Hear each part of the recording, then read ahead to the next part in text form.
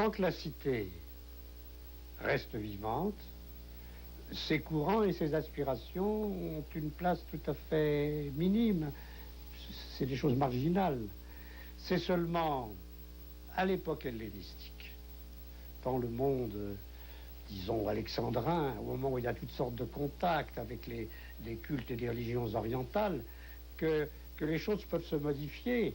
Et c'est surtout dans les premiers siècles chrétiens qu'on va voir toute cette espèce de réflexion philosophique et d'excitation, si je peux dire, sectaire, conduire à des changements très profonds dont le christianisme sera l'héritier.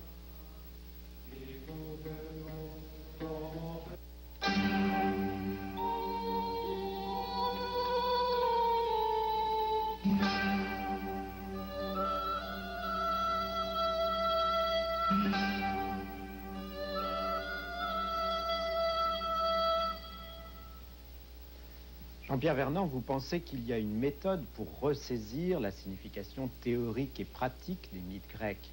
Est-ce que vous pouvez nous en donner un exemple? Oui, je crois qu'en effet, le mieux est de prendre un exemple. Parce que le mouvement se prouve en marchant, et la méthode, ça consiste à lire. Alors, je crois que le plus simple est de prendre un grand mythe, le mythe de la fondation du sacrifice par Prométhée, qu'on trouve exposé à la fois dans la Théogonie d'Hésiode et dans les Travaux et les Jours du même auteur. Ce sont donc des textes qu'il faut lire et essayer de comprendre comme des textes. Alors, c'est un drame qui se joue en 3 actes. La scène a lieu, on nous le dit, à Méconée.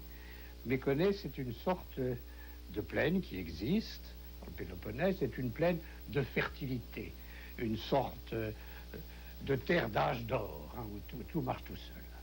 Et la scène se passe au temps très ancien, où les hommes et les dieux ne sont pas encore séparés.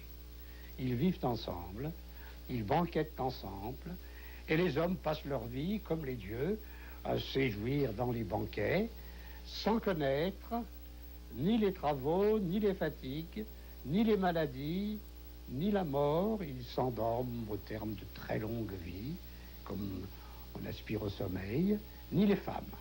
Ils naissent de la terre. Voilà. Mais vient un moment où Zeus, ayant réparti les honneurs entre les dieux, ayant mis les titans où ils doivent être, c'est-à-dire dans l'ombre du Tartare, il faut savoir qu'est-ce qu'on fait entre les hommes et les dieux. Où passe la ligne de séparation? Et c'est Prométhée, un titan, très rusé, très subtil, presque aussi intelligent que Zeus, très trompeur, et très proche des hommes à certains égards, qui est chargé officiellement de faire cette séparation. Qu'est-ce qu'il fait? Il amène, premier acte, un grand bœuf. Ce bœuf est mis à mort, et Prométhée le découpe. Il en fait 2 parts. Une qui ira, c'est Zeus qui choisit pour les dieux, l'autre part pour les hommes. Et la ligne de partage entre les dieux et les hommes va suivre la séparation des parts. Mais Prométhée a truqué les 2 parts. Ces 2 parts sont des pièges et des mensonges. Pourquoi? Parce que les os blancs, dénudés, immangeables, il les a entourés d'une couche de graisse blanche et appétissante. L'appétit vous vient à la bouche rien que de voir ce paquet. Par contre, tout ce qui est bon à manger, les viandes, les chairs, tout ça a été enveloppé dans l'estomac de l'animal, d'aspect rebutant, et dans sa peau. Ça a l'air d'un rebut. Et on dit à Zeus de choisir. Alors naturellement, Zeus, qui est encore plus malin que Prométhée, comprend, mais il dit, dans ce duel de ruse qui va les opposer, il dit, bon, très bien, et il prend la part apparemment la plus belle. Il ouvre la graisse, il voit les os, et il dit, bon, on va voir ça. Et alors, 2e acte, la vengeance de Zeus. Jusqu'alors, les hommes bénéficiaient du feu céleste, de la foudre, qui était à leur disposition parce qu'elle tombait sur les frênes, et alors ils participaient du feu divin. Et Zeus leur refuse le feu. Qu'est-ce qu'ils vont faire de toute cette viande qu'ils ont maintenant? Est-ce qu'ils vont la manger crue comme les bêtes? ou est-ce qu'ils vont essayer d'en trouver une autre solution? C'est Prométhée qui grimpe au ciel et qui, dans le creux d'un fenouil, c'est-à-dire d'une plante qui est elle-même un mensonge, au lieu d'être sèche à l'extérieur et humide à l'intérieur, elle est humide à l'extérieur et sèche à l'intérieur. Et il dissimule, il cache la semence du feu, sperma puros, il la cache dans le fenouil et il redescend du ciel avec son verre fenouil à la main dans lequel brûle la semence du feu et il donne ce feu aux humains. Et voilà donc les hommes qui ont le feu, un feu culinaire, ils vont cuire la viande avec, et qui est un feu en même temps technique, mais qui est un feu, ce feu qui a été caché, comme les parts de nourriture étaient cachées sous une enveloppe fausse, c'est un feu qui est périssable. Il faut lui donner à manger continuellement, sinon il disparaît. C'est un feu qui a été engendré, c'est une semence de feu.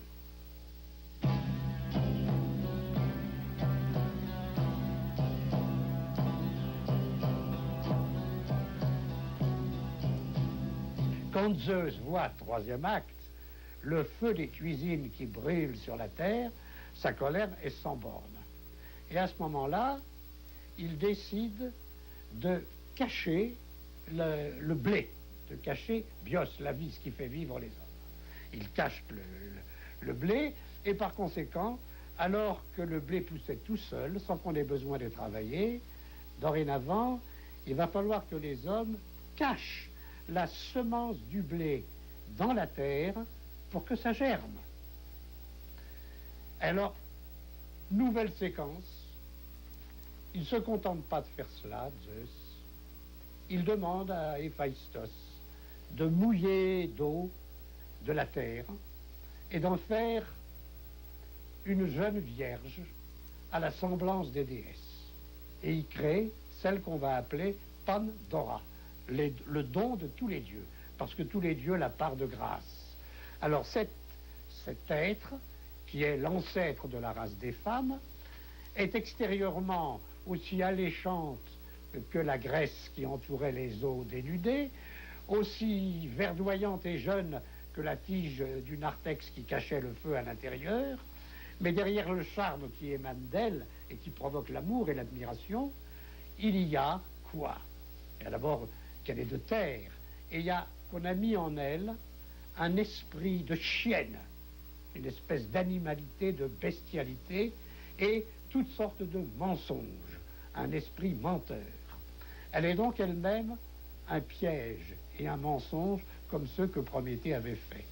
Alors, Zeus envoie ce mannequin, qui est à la fois une jeune fille à marier et une image fallacieuse de la beauté divine, cachant la bestialité intérieure, elle l'envoie à Épiméthée, le frère de Prométhée.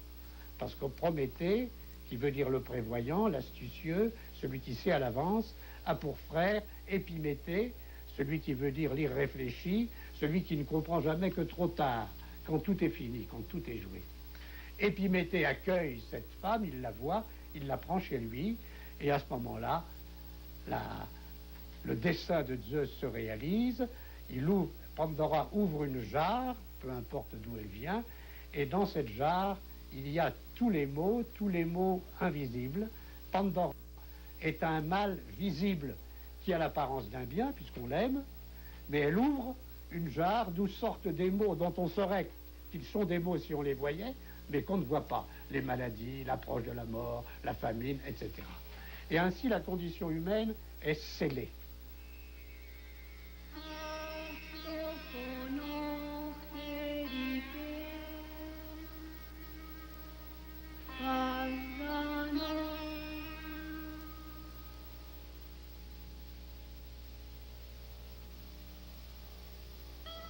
Mais le texte qui raconte ça a maintenant, si je peux dire, des conséquences, entre guillemets, théologiques.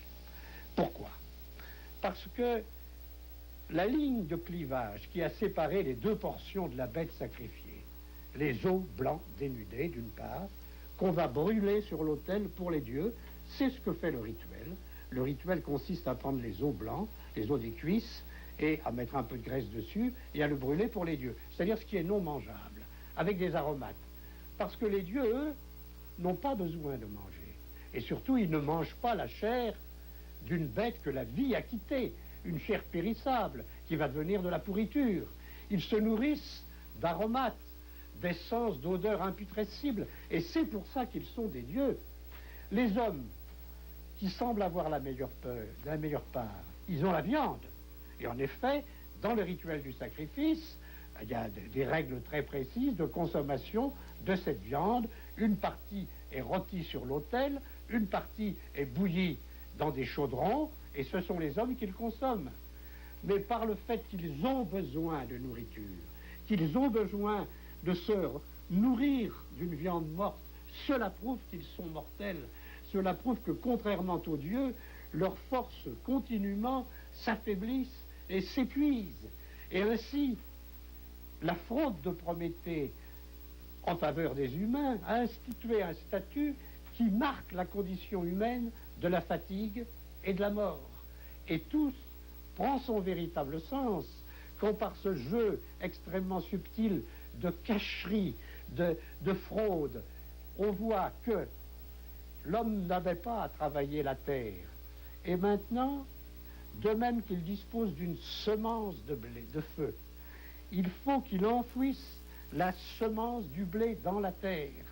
Et il faut aussi qu'il enfouisse sa propre semence dans le ventre de la femme pour avoir un enfant.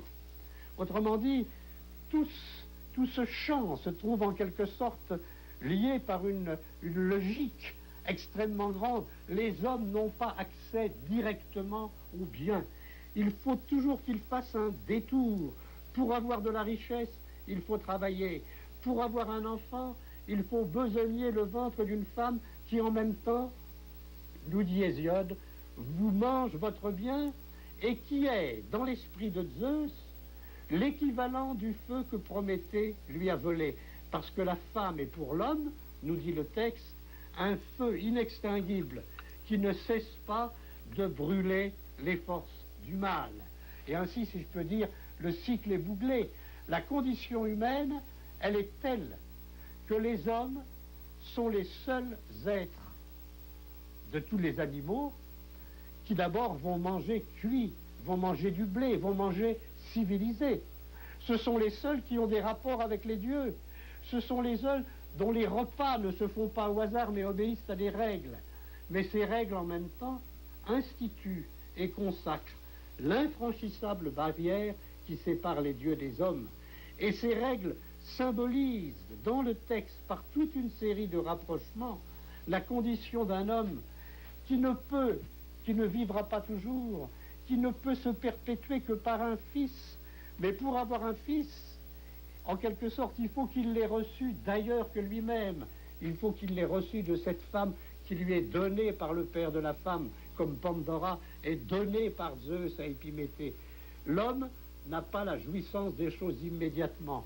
Ou encore, ce qui caractérise la vie humaine, c'est que placé sous le signe Prométhée, Épiméthée, prévoyance, irréflexion, toute espèce de bien pour l'homme a son revers et son mal. Il n'y a pas de bonheur sans malheur. Il n'y a pas d'espoir, l'espoir reste au fond, sans désespérance. Il n'y a pas de mâle sans femelle. Et l'ambiguïté apparaît ainsi comme la condition fondamentale d'un homme qui ne peut trouver la paix dans le cadre de cette théologie qu'en acceptant son destin. Le sacrifice signifie « sache que tu n'es pas un Dieu ».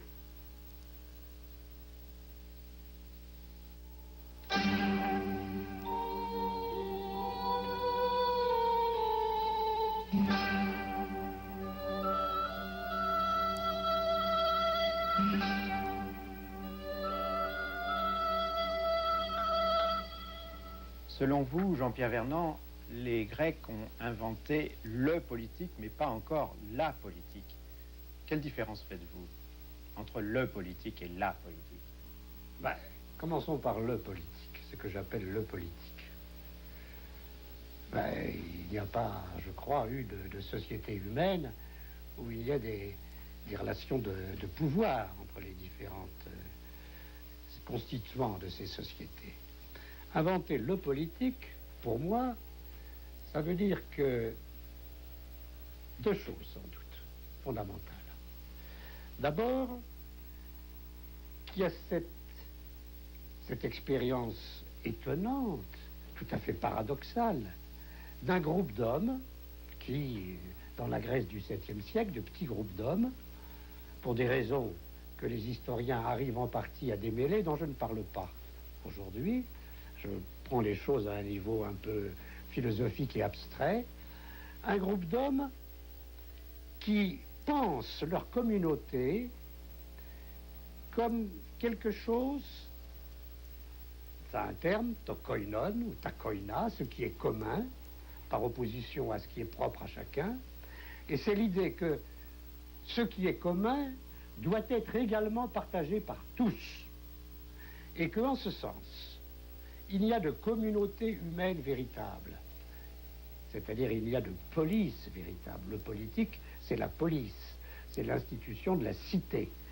Que dans un système où on a créé des institutions susceptibles d'aboutir à ce résultat, le pouvoir, le kratos, la puissance supérieure de domination qui courbe l'esclave sous la loi du maître, qui courbe l'enfant sous la loi de son père, qui doit, chez les barbares, couper tous les sujets sous la loi du roi, ce pouvoir, il doit être constitué de telle sorte que personne ne puisse se l'approprier.